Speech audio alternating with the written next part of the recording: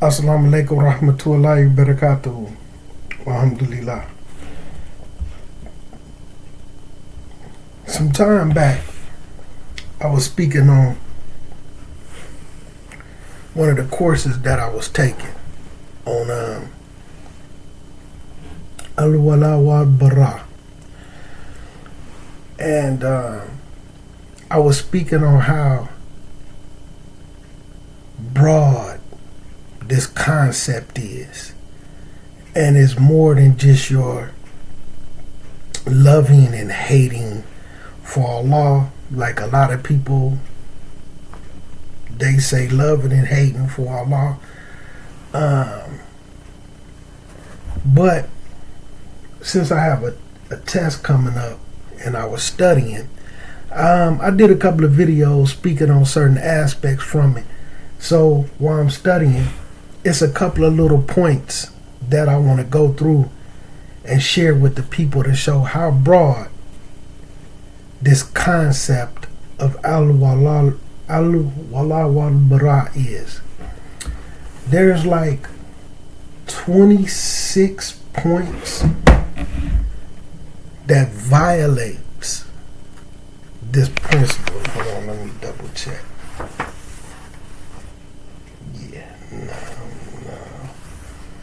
26 points that violate this principle. And I want to share a couple of these points because you have a concept where, like I say, you hear a lot of people throw this term around and they use this term to justify how they carry themselves. We doing Wal'Bara. So let's look at some of the principles of it real quick. So let me do a little bit of the some of this top part, right?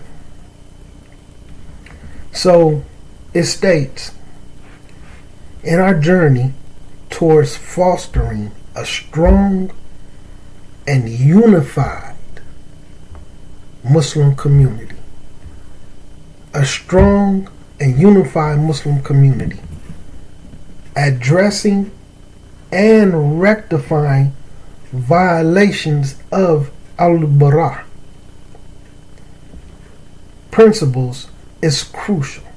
So addressing and rectifying violations of Wal'Bara principles, this is a crucial thing that needs to be done when it comes to trying to unify the Muslim community, right? So Wal'Bara, which encompasses loyalty and disavowance, is a fundamental concept within Islam that underscores allegiance to Allah Azza wa Jal and to Rasulullah Sallallahu Alaihi Wasallam, to this religion, this deen, and to fellow Muslims and Muslimas, right? It serves as a guiding force, shaping our relationships, actions, and choices as Muslims. Subhanallah Adhim. Listen at that end part. These principles, and taking heed to what violates these principles, right? The underlying message is that this is about having allegiance to Allah Azza wa Jal, Rasulullah Sallallahu Alaihi Wasallam, the deen of Islam, and to the Muslims and Muslimas, right? It serves as a guiding force, shaping our relationships, actions, and choices as Muslims. So, a general principle when you study it, when you see something that lay down a foundation like this, right? That it serves as a guiding force to shaping our relationships, right? Actions and choices as Muslims. The opposite does the opposite.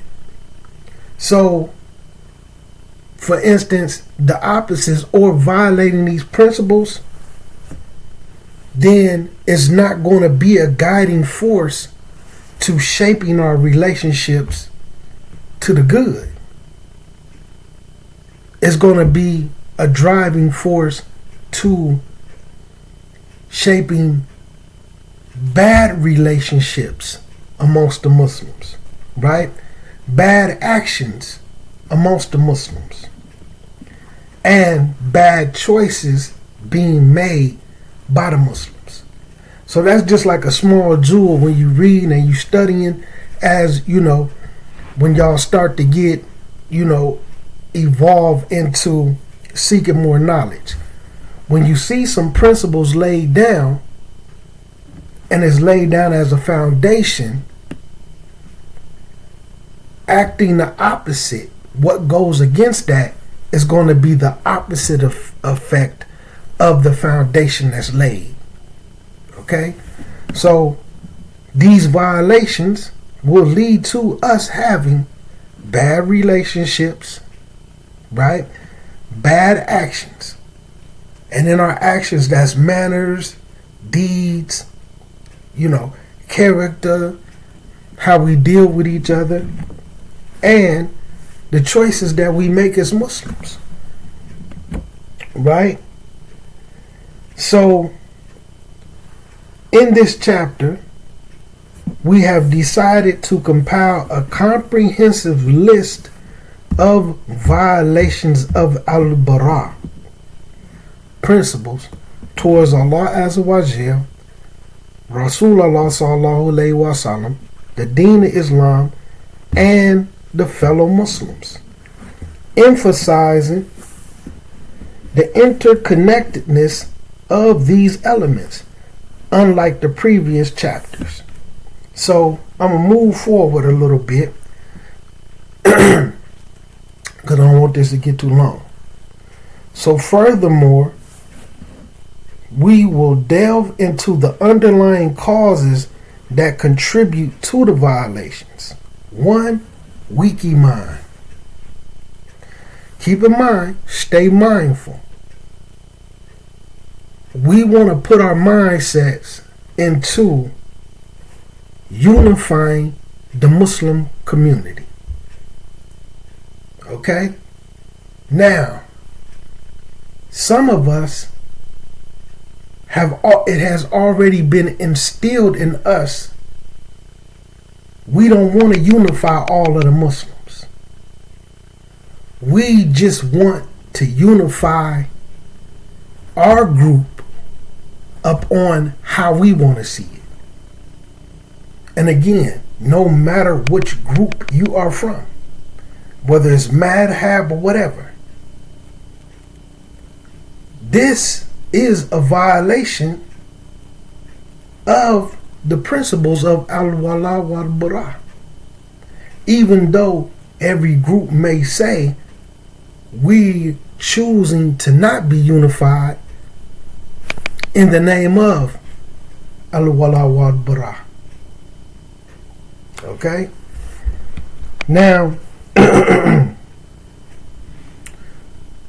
continuing on, so weak iman, neglected education, people not being properly educated, people neglecting the educational systems or the means to real education that's in front of them. Okay? Not want to put forth the effort to get a real Islamic education. Okay? 3, secular influences. This dunya. Okay? I'd rather go learn to become a mathematician because I can get hired doing that. But me learning the principles and studying al-wala wal-bara, I can't see the benefit in that. you know, falling victim to these secular influences, you know, that kafir culture, as I like to call it, right? Again, for disunity. Politics, where we're referring to masjid politics. My masjid versus your masjid.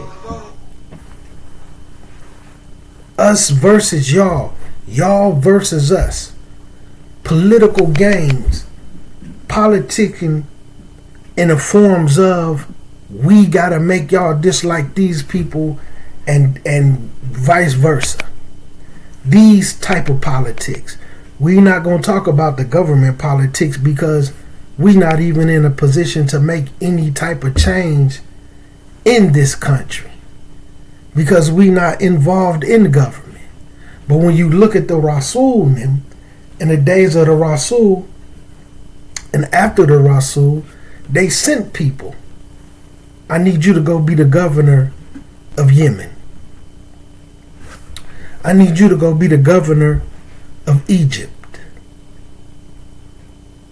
We need to go set up a form of government and govern these societies. But see, here we'll say that's the Tagut. So whatever decisions they make for this country, if they decide they want to have a travel ban, that we can't go to no Muslim countries, if they want to decide that they can make a travel ban where we can't even fly to go make Hajj or Umrah no more, so what? We don't need to get involved in government to affect these kind of changes. When our kids is in public schools and you have people who came in like they used to do the Pledge Allegiance or a little prayer. People came in and politicked and put a stop to that type of stuff, right? But then you seen where people came in and did a through politics and got rid of schools in certain cities where they had to let the kids leave on Friday to go to Jumu'ah. But people had to get involved in that political system. But we're taught Muslims don't do politics. You know? And I'm not going to get too far into it. But however we going to get affected by this country, if you want to raid masjids and run up in masjids with muddy shoes on and snatch people out legally or illegally, so what? We're not going to get into political process and try to stop any of it because what has been instilled into the people. Okay. When the Muslims, the Salaf, they went and set up Islamic government everywhere they went. Okay. So these things actually go against Wal'Bara. These concepts.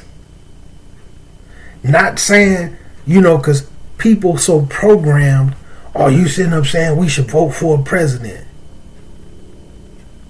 No, but maybe somebody should get in a political stance and run for president. Or run for Senate and run for these things where it's enough of the people that can make a difference and veto some of these things that they do. But anyway, so the next thing is, so that's 4, right?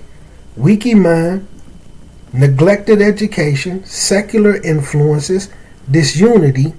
That's 5, politics. 6, ignorance. Ignorance. The lack of knowledge. And ignorant by default that, I don't want to use a word. We're just going to leave it at ignorance, right? And then prioritizing worldly gains are among the factors that hinder our commitment to Al-Bara principles. Recognizing these causes will enable us to proactively rectify these issues and foster a stronger connection with Allah Azza wa Jal, Rasulullah Sallallahu Alaihi Wasallam, Quran and Sunnah, and with the fellow Muslims. Okay? So, just some of the violations, right, that I want to point out, just a couple. One, division and sectarianism, right? Engaging in divisive behavior. We promote division. We promote we'll never work with those other Muslims. We promote you could never speak to those other Muslims. These things go against the principles of Wal'Bara. But listen, engaging in divisive behavior, promoting sectarianism is our group or nothing. It's not us versus everybody, but everybody versus us. Promoting sectarianism. It's our group or no group. And if you're not with us, then you are against us. And even if you feel like you're not against us, if you're not with us, we are against you. It be people that come who caught up in this foolishness and be like, man, the way you break things down, the way you simplifying certain things that involve Islam, man, that's nice what you said. Man, you should come over here with us and listen to this particular person. You know, alhamdulillah, man, I appreciate the compliments, and I appreciate the invite, but I'm gonna pass. You know, I ain't gonna go listen to that brother. Not that I have anything against him. You know, I just listen to somebody else. I just choose not to listen to this particular individual, you know, because I am at least at a level, not putting myself on a level, I see that person mistakes.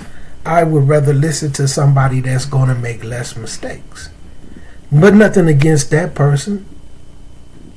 Oh, you don't listen to such and such? Now all of a sudden, I'm an enemy. Oh, you against this group. You not with us, so you against us. But all this good that I said about you, I'm taking it all away. It don't mean nothing no more.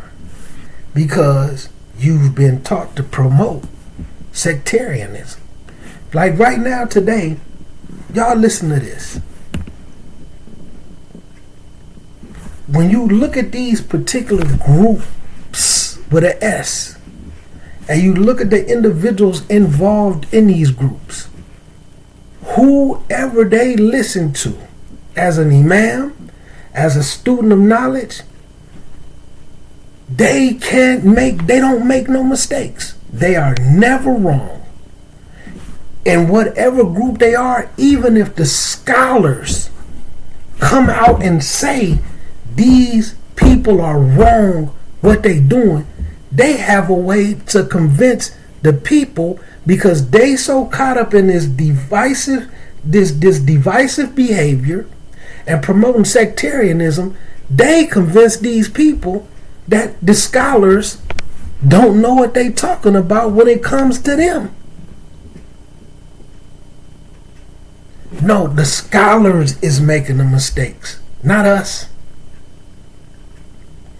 This one said this about that scholar. Okay, but this scholar said this about you. No, it only carries weight when we point out who said something, not what anybody said about us. And that's not one particular group. They actually convince the individuals that they have a strong hold on, that the scholars don't know what they are talking about when it comes to them. They make no mistakes. And if you point out their mistakes, then you're off it. You the one who's no good. These things go against the principles of Wal'Bara.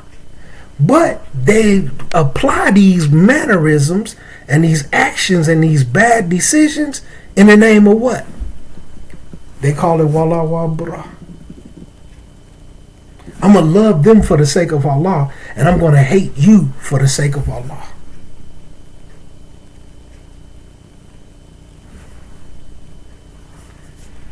Some people have convinced individuals when the scholars tell the truth about them. Not one group, groups. Every group. That the scholars is the one that's wrong. Oh, it's the Saudi government. We don't have no mistakes. We don't make no mistakes. We don't even have slips of the tongue.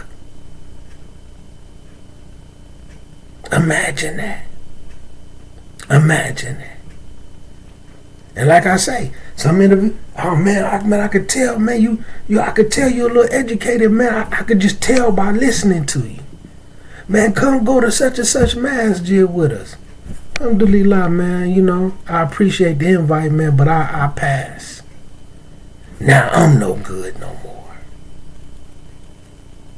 Just like the scholars who came and tried to teach them and couldn't educate them because they tried to clean up the mistakes that they had. Now those scholars no good anymore because they recognize the flaws in these groups. These things go against the principles of Wal'Bara. Now, like I said, these things is going to create the opposite effect. Instead, what you're going to have is, instead of us unifying the community, we're going to promote disunity. Instead of us having strong, beautiful Islamic relationships, we're going to have bad relationships. We don't slime each other. We don't speak to each other. We don't offer each other a glass of water. Your basic human rights, especially when you look at Suratul Ma'un, small kindnesses. And when you look at the category of, like you say, the hypocrites who actually make salat, the ones who negligent in a salat, and the ones who don't even offer small kindnesses to your basic human, let alone another Muslim. And I'm pointing these out because you can see the opposite effect that we have on the ummah. The opposite effect that we have on the ummah. You see what I'm saying? Look what else it says. And creating rifts amongst fellow Muslims based on differences in interpretations or affiliation. Or affiliations. So we have the same interpretation. We have the same Aqidah, like what I was speaking about. But this brother right here is a PhD graduate. I'm going to go listen to this PhD graduate as opposed to this person who never even passed the class. What's wrong with me going to listen to the most educated one? But we don't affiliate with that person.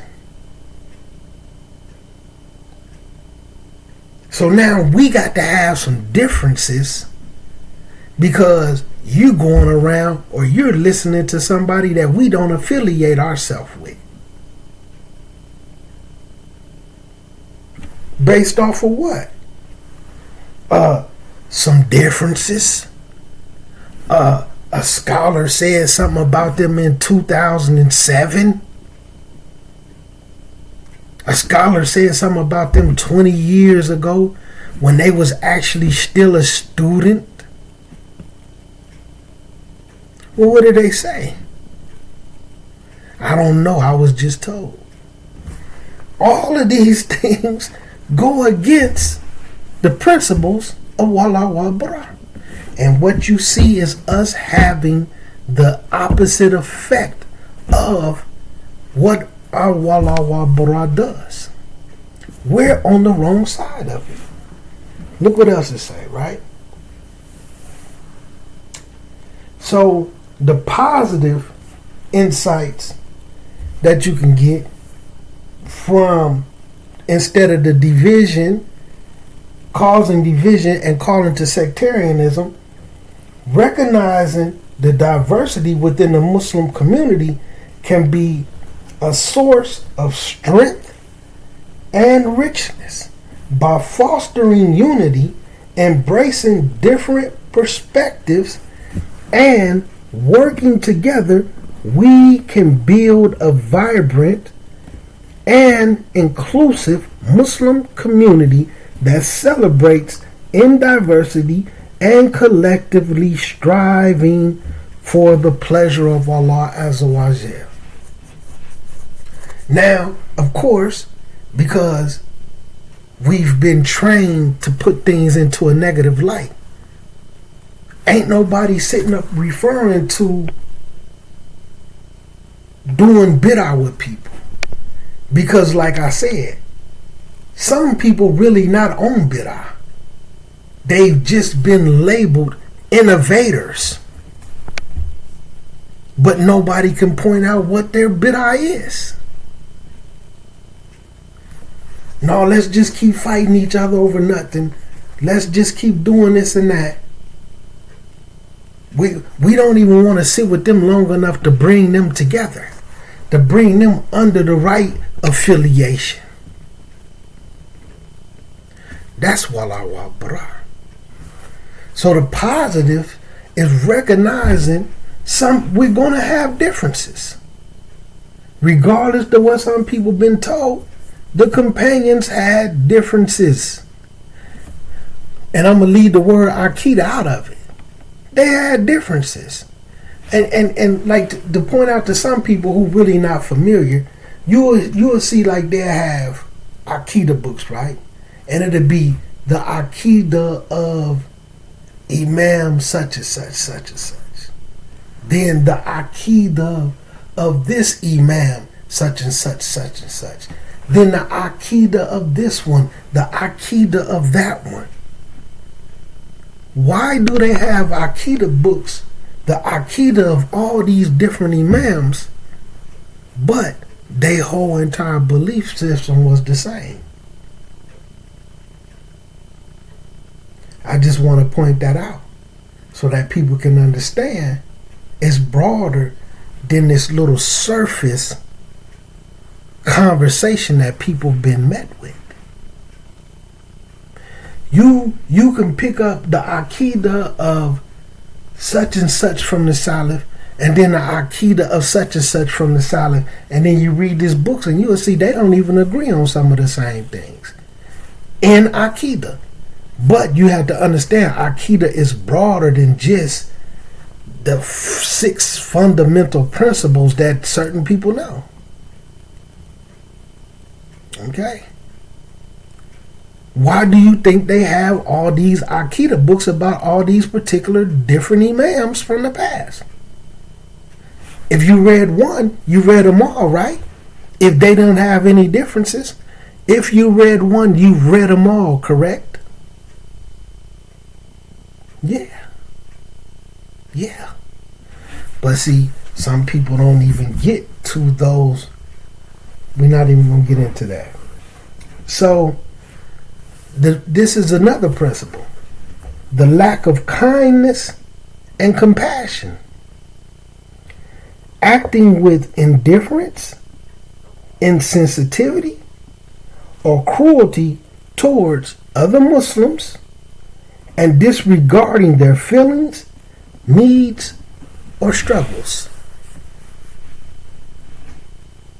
And I don't even want to point out certain things, but like, you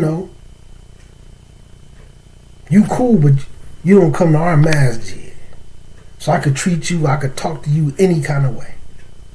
You wear colors, sister.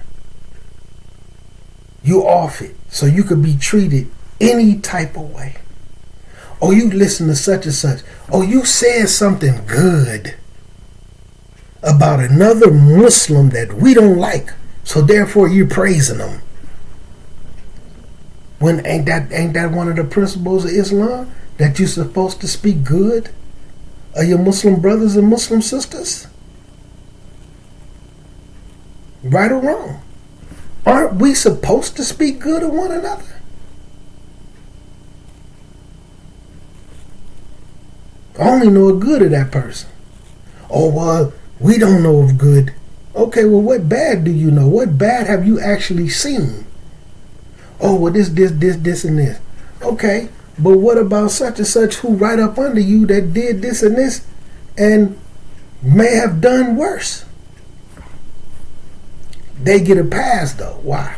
Because that's one of your affiliates. This is not Wal'Bara.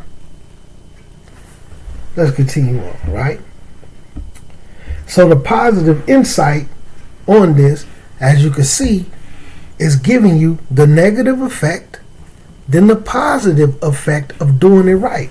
The positive effect is demonstrating kindness and compassion towards others reflects our faith and love for Allah Azza wa Jal by extending a helping hand, offering support, and showing empathy.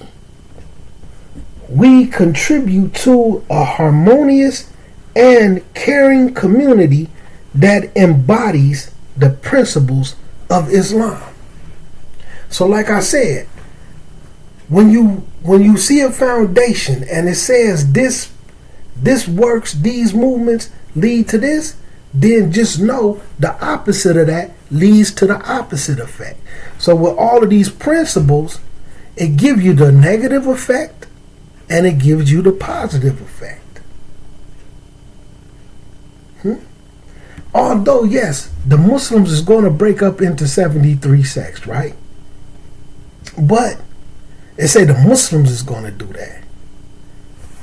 Ain't everybody still Muslim? Don't everybody still deserve that basic Muslim right unless they flat out left the fold of Islam intentionally? What about their basic Muslim rights?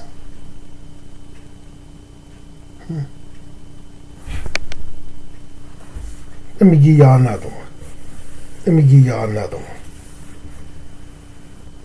Judging and condemning others, engaging in judgmental behavior, condemning fellow Muslims based on their mistakes, shortcomings, and failing to offer understanding and support. This person made one mistake 20 years ago, and we're going to mistreat that person for the rest of our life. And they may not made a mistake. It may actually be something that's over our head. This person went and taught at this masjid. We're going to hate him for the rest of our life because we're doing Wal'Bara. We're going to love and hate for Allah. We're going to hate that Muslim for the rest of our life because they went and taught somewhere when we don't affiliate with the people. And because they not affiliates of ours, they're innovators. And we're going to teach the people that this is Wal'Bara. Okay? Now look at this. So what's the positive effect of not being this way? Embracing a non-judgmental attitude and seeking to understand and support one another fosters a culture of empathy and compassion by recognizing that everyone is on their own journey. We can inspire positive change and growth within ourselves and our community. That's Wal'Bara. You see the movement that violates the principle. Because that's what we're going through the points. 26 points that violate the principles of Wal'Bara. And you could see these violations in the behavior of Muslims that cling to groups.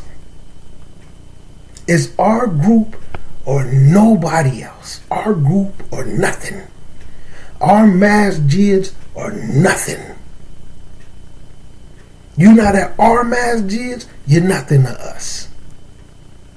You're not listening to who we want you to, and this is not one particular group. You have Hanafi groups. If you're listening to Shafi'i, you're not with us. You're not from us. If you're not coming to our masjid and following up on how we want to move, you're not one of us. Ash'ari. You not Ash'ari, you not sitting up under us and kicking it how we want and listening to who we want you to listen to, you're nothing to us. Salafi. Same behavior. Exact same behavior, but possibly worse under some circumstances.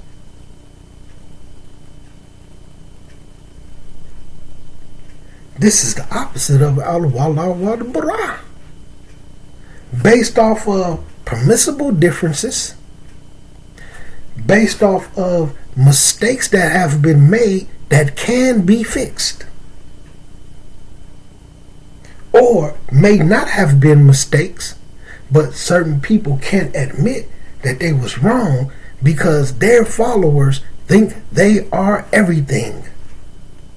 Their followers think they are the sheikhs.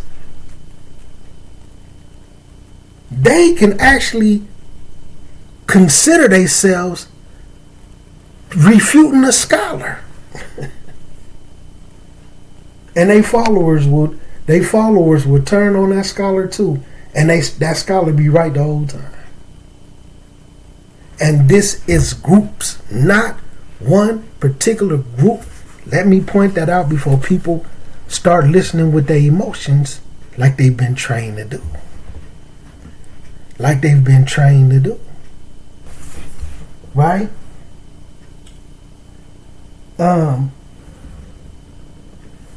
Let's see. Just a couple of more without really reading to them, right? Neglecting Islamic knowledge. Disrupting unity. Engaging in activities or behavior that disrupt unity within the Muslim communities, such as spreading discord, inciting division, or refusing to collaborate for the greater good. And you have people who will never work with them. They could be Salafi. They could have a Salafi masjid. We don't accept that as a Salafi masjid. This masjid Salafi,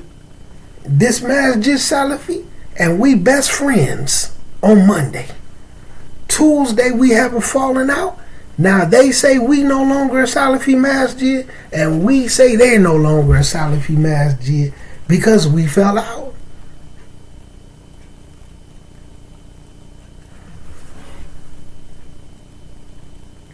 Now, anybody who go to there, you're off it. This stuff is inciting division.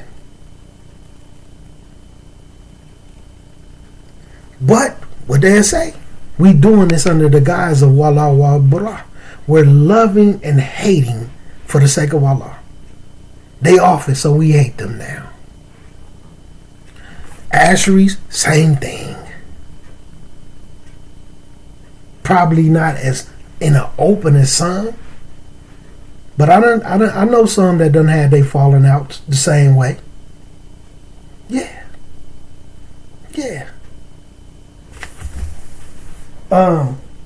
But this stuff is disrupting unity.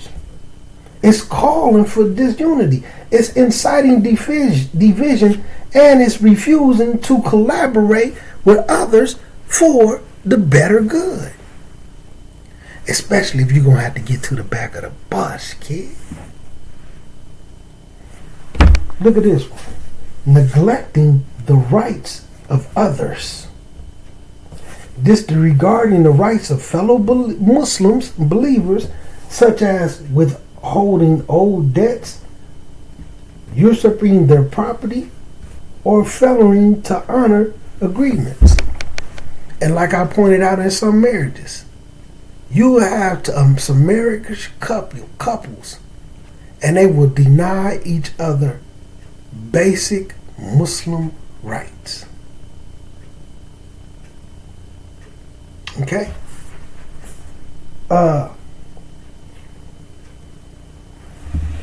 Let me go through one more.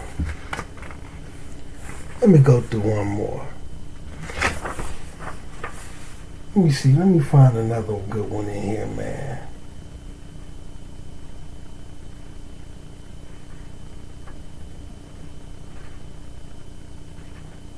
Your religious identity. Mimicking non-Muslims. Practices exclusively, not necessarily in dress, this gang-banging beef mentality that we picked up from the kuffar. Right? Adopting them and part of one's religious identity may blur the distinction between the Islam and other faiths. It is crucial to maintain and express our Islamic identity while respecting and coexisting with others. Right? In summary, while Islam encourages respectful interactions with people of different faiths and cultures, mimicking non-Muslims should be approached with caution. It is important to preserve our Islamic identity, adhere to the principles and values of Islam, and exercise culture, sensitivity, and respect, striking a balance between maintaining our religious distinctiveness and engaging positively with others is the key. This is, like I say, I got a test coming up on this, but this is a very broad concept. It's way more than just simply saying we're going to love and hate for Allah. We're going to love who's down with us, and we're going to hate who isn't. No matter what group they from, whether they call themselves Ahlul Sunnah wal Jama'ah, whether they call themselves Salafi, whether they call themselves this or that. Which these is where they call themselves Ahlul Hadith, which is all names for the exact same group of people that they all claim. Well, we not Salafis, we're Ahlul Sunnah wal Jama'ah, because we Ashari. But the Salaf is Ahlul Sunnah wal Jama'ah. The Salaf is Ahlul Hadith. But anyway, man, these are some very important principles, man. And even with me, what I did a video a few videos ago, man, speaking about our Islamic identity, man. We have our own history, man. We have our own identity, man. We losing it. We losing it. And keep in mind, these things are violations of Wal'Bara. There's a negative effect. And then there's a positive effect of implementing these things. 26 different things, man. Okay? So let me get up off of here, man. Inshallah, this was some benefit. You know. I know I'm gonna lose some people, but I'm gonna speak it how it's supposed to be spoken, man. You know, I ain't gonna go too deep in it. It just comes with the territory, man. You know, and some of us, man, we need to learn how to not be so fanatical. Some people think with their groups, not one particular group again, but they think that whoever they listen to can never be wrong, can never make a mistake or anything. Come on, man. Everybody make mistakes. Even to the point where the scholars tell the truth about them. They're convinced the people that the scholars don't know what they talking about, but at the same time say, we got to listen to the scholars. Oh, but those scholars don't know what they talking about. Why? Why they don't know what they talking about? Because they said something about us. Some layman's in majority. But anyway, man. Assalamu alaikum warahmatullahi wabarakatuh.